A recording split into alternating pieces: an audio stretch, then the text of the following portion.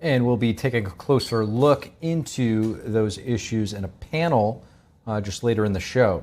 Right now, when to use tear gas on ICE protesters. It's a debate playing out in a court in Illinois. A senior Border Patrol chief testifying after being accused of violating an order limiting the use of riot control tactics like tear gas. A judge now ordering the border chief to report to her daily. NTD correspondent Jason Blair joins us live from Portland, Oregon, another hotspot for protests and violence by the likes of Antifa. So, Jason, Portland is currently awaiting a decision on whether the National Guard will be deployed there. But first, what do you have on Border Patrol Chief Greg Bavino?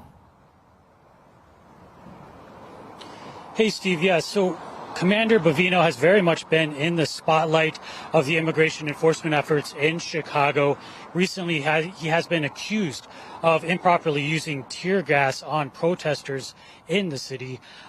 He was there. This is while a temporary restraining order is in place that limits the use of tear gas by agents on protesters unless there is an imminent threat.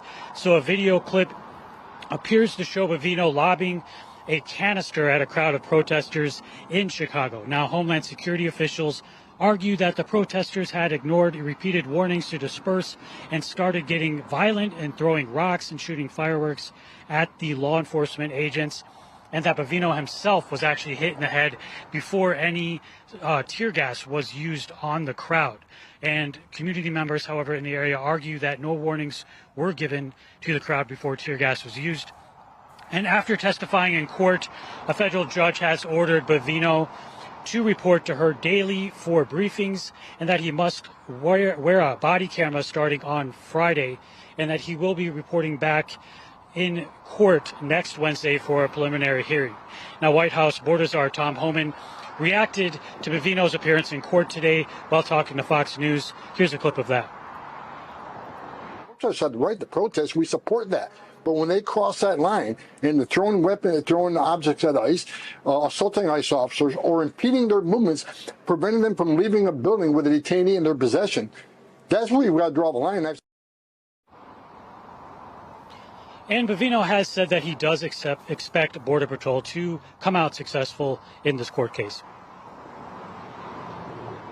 Now, it is important to note that U.S. District Judge Sarah Ellis is indeed an Obama-appointed judge who has ordered Bavino to report to her.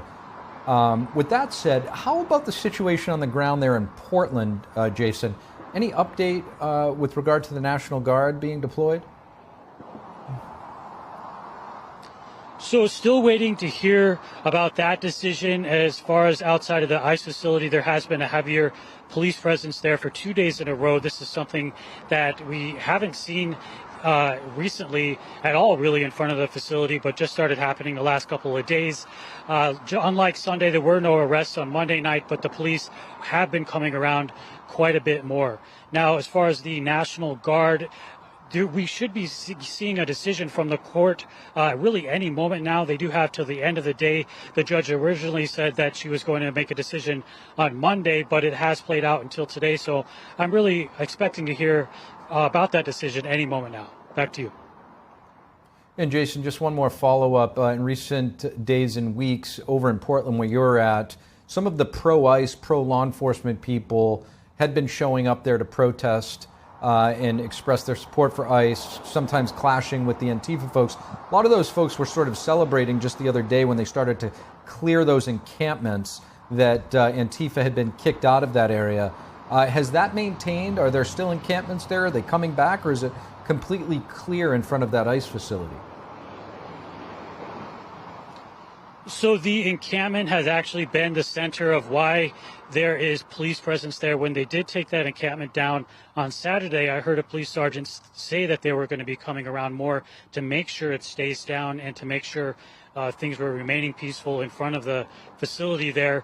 So yes, it has been staying down. There was a temporary canopy up the next day after they took it down, but soon after, the police in the city came in and cleaned out the whole area. And last time I saw it, it was completely clear. I could walk all the way through it without running into anything. So far, the encampment there has stayed down. What about the inflatables, Jason?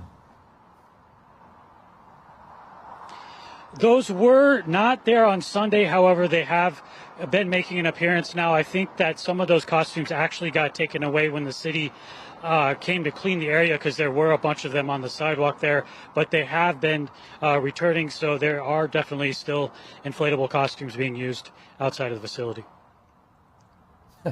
NTD's Jason Blair, appreciate the update.